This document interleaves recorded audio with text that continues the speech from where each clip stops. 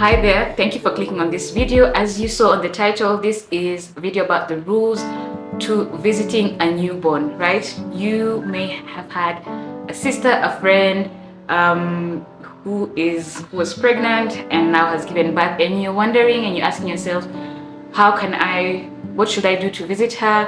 What are kind of etiquette, not etiquette rules, but what's like the best way to be supportive in this phase, even just as a visitor, because that's also a form of support.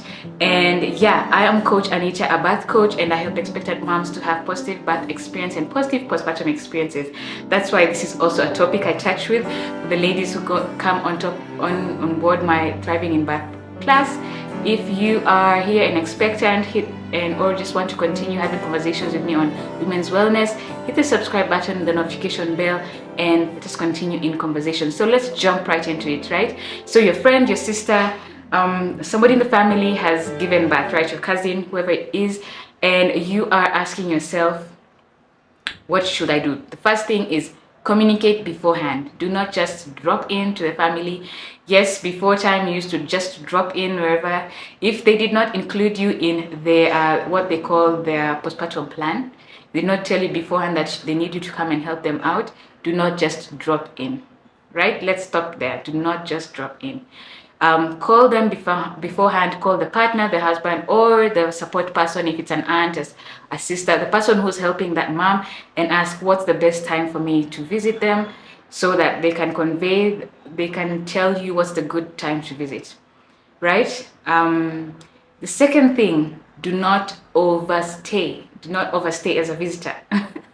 So you can do 20 minutes stop, 30 minutes stop, but actually you can even just ask straightforward, how long would you like me to visit you? If they tell you 15 minutes, 20 minutes, go for those minutes and then say your byes. If they want you to continue staying around, maybe you've come around and you've actually helped around the home, and they really just need to talk to you, and they can gauge how longer you can stay. But if they told you 20 minutes beforehand, stay 20 minutes and then say your byes. Afterwards, after mom has healed and rested, you can come through and continue visiting as you usually did, right?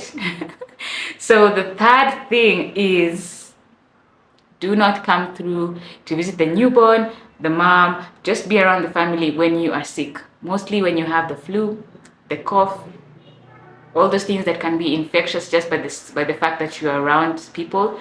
Just stay home until you're healed and then come through to visit them, because mommy is healing, but also baby is really just still in the sensitive stage. And when you go to visit a newborn, some people just give you baby to carry. So even though you actually were there and you feel like, oh, I'm getting a sneeze around here, just give back the baby and maybe go back and come through when you are healed, right?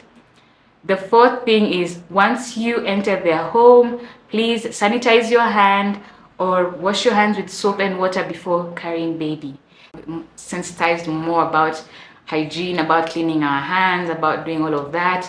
If you need, maybe if you are like around a group of many people, some families may actually tell you to wear masks, right? Do not feel like, oh, these people are feeling like the child is special. If they have their cleanliness rules in their home for their newborn, please adhere to them. If they've told you, if you're going to carry baby, we'll give you a new mask because you're breathing on top of baby. Or if you're going to carry baby, we'd ask you to wash your hands with soap and water, or we'd give you a sanitizer to use.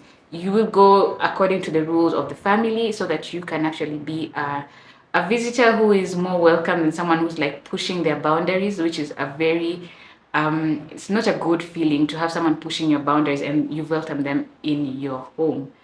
The next point is actually be helpful when you're around. If it's a mom who doesn't have maybe support people around, I'm saying more like it's maybe the partner and the mom, and you see like these guys they're really looking tired and the house is kind of looking like it needs some cleanup. You can ask them, can I do a quick cleanup for you? If you are that friend or if you're that family member who's close to them, they can agree. If you don't feel like you're close to them to ask that, that's okay, right?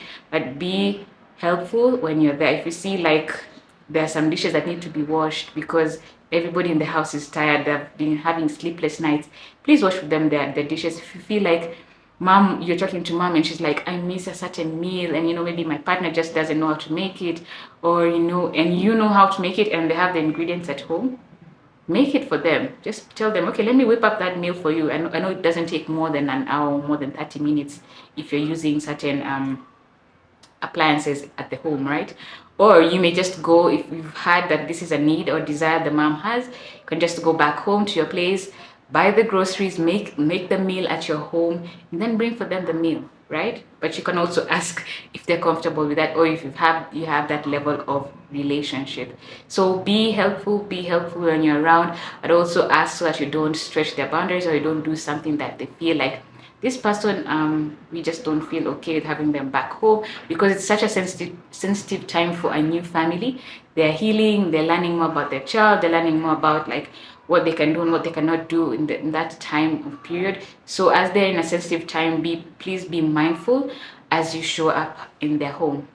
And then there's this point that I saw, if the mom has other children, you can bring for them gifts also, or another one, you can occupy them so that they do not disturb mom can be sleeping. You can take them out to the park, you can have them over for sleepovers if they are okay to do that. You can take them for the day so that mom can actually just sleep in a quiet home with just baby. You can do that, just taking some of the load off of the mom. And then lastly, also ask dad what he needs. If the mom has a partner at home who is actually hands-on, because some of the partners are not hands-on, but if the dad is also hands-on, and if you're a woman who has also a partner, you can support them both, right? Happy visiting. Then have a good time as you visit them. Of course, always check the temperature of the parents. Are they feeling okay? Do you see as if mom, if not she told you 20 minutes, do you see as if she's tired and you're like at minute 10, right? Just tell her go and rest, and then maybe do something around the home and then leave. She'll be very, very appreciative of you. And also yeah, just be close to them. Be close to them whenever they need you. Show up when they need you. When they feel like, when they haven't told you that they need you, just like communicate with them, show up in the time frame that they're giving you, and let us continue supporting families, because it is such a time of blessing, but also time like that is very sensitive and vulnerable for the new families as they are going through the healing process, they're going through the learning process with the newborn, and they're just adjusting to this new phase of life. I hope you learned something. If you did, hit the subscribe button, hit the notification bell, hit the like button, and just comment below what you learned, what you will implement. And if you are an expectant mom, I hope to see you in the Thriving in Birth program, which is a program for women who are 30 weeks pregnant and above and who desire to have a positive, trauma-free birth experience. I'm excited to continue having conversations with you. Peace. Keep on thriving, mom.